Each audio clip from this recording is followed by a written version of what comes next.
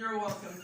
Okay guys, how are you today? So, little bit of a different situation today, teaching from home. So we'll just see how this goes. It's new for everyone involved. So, since we're all stuck at home, today we are going to be talking about everyone's favorite topic, which is, of course, the passive voice. Woo! So, whenever we talk about the passive voice, people are often like, teacher, why? So difficult. Makes no sense. Which is true. Now, today we are going to try and make the passive voice a little bit more easy for you. So when we talk about a sentence in English, we have two types of sentences. We have the most common one, which is an active sentence. And in an active sentence, a thief, my subject, is doing something. So a thief stole my laptop, my subject is doing something, my subject is active. Now, unfortunately, I don't really agree with this sentence because a thief, in this case, is the subject and therefore the most important thing, but I don't care about the thief, I care about my wallet, which was stolen, which is much more important. Now, in order to make the wallet more important, what we're going to have to do is make my wallet the subject. In other words, we're going to change this active sentence into a passive one. You look very worried. No, I'm amazed. Oh, okay. How will she do it? I don't know, magic. So, when I want to change an active sentence into a passive sentence, the very first thing I need to do is find what we call the object of the sentence. Now, this is super easy to do. What you need to do, find the main verb, stole, and right after it, there you go, there's your object. Ta-da! So, my wallet, the object, is going to become the subject. Now, step 2 in our super easy active to passive magic system, I don't know, is to use the verb to be. Now, the verb to be has to be in the exact same form as the tense of your original sentence. So my original sentence, a thief stole my wallet, is of course in the past simple. We know this because of the main verb, which means that I need to have a past form of the verb to be. Now, the past forms of the verb to be, was or were, depending on the subject. Subject is singular, therefore my wallet was. Now, step 3, final step, super easy. Like I said, what we need is the past participle form of the main verb. Now, we already said the main verb in this sentence. Stole, therefore past participle, steal, stole, stolen. My wallet was stolen. There you go, easy peasy. Everyone can do this. Teacher, I have a question. See, I'm prepared for everything. What about the thief?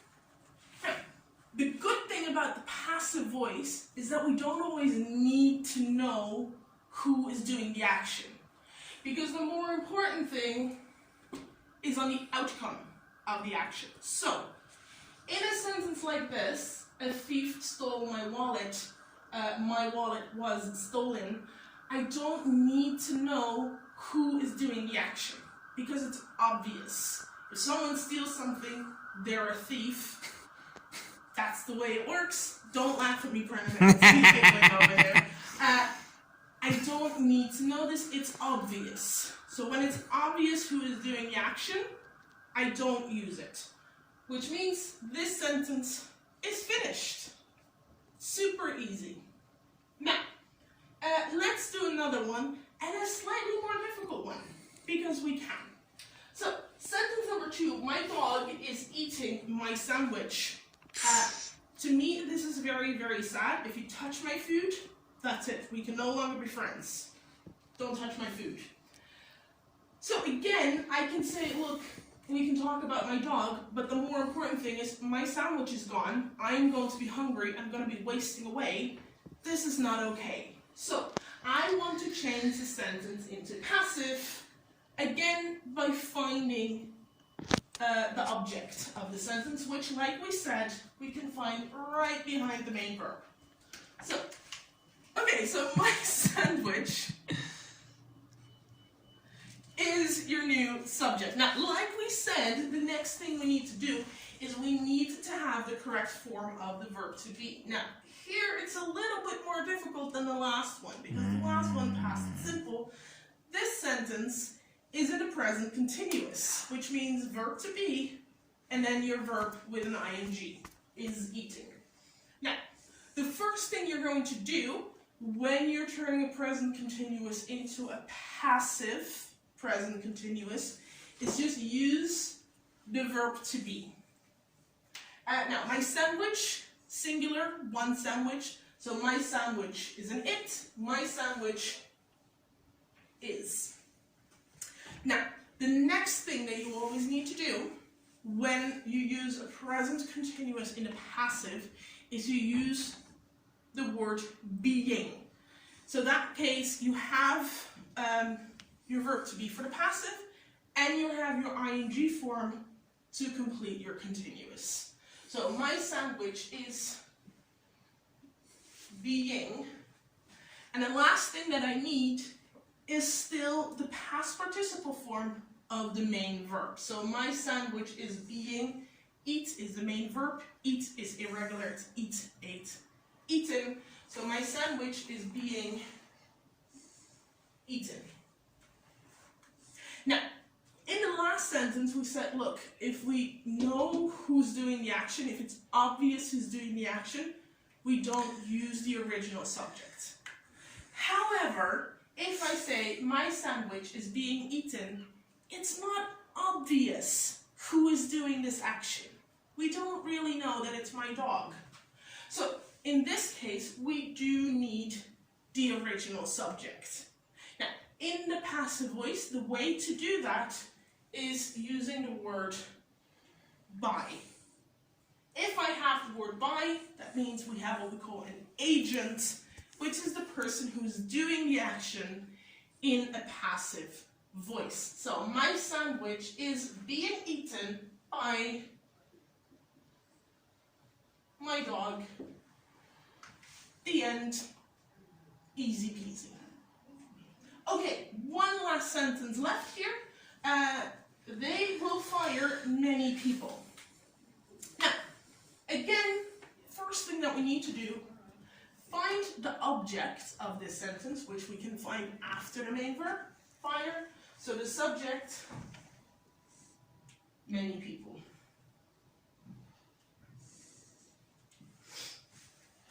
Now, again, what I want to do is make sure that my sentence stays in the same tense as the original sentence, which in this case, will is a future simple. So I need will, and then I need a verb to be to complete my passive voice. Now, after modal verb will, I need to have a bare infinitive. That's the only option I have. So, many people will be. And then again, I need the past participle form of the main verb. Now, the good news is that fire is a regular verb. Hooray, they exist. And if I have a regular verb, the past participle form is exactly the same as the past simple. So, many people will be fired. Like we said in the first sentence, if I know who's doing the action, I don't use the original subject. Now, in this third sentence, I don't know who is doing the action at all. The subject here is they. I don't know who that is. It's an empty subject. So if I don't know who is doing the action, so if my subject is someone, or they, or people, I also don't use the original subject in my new sentence.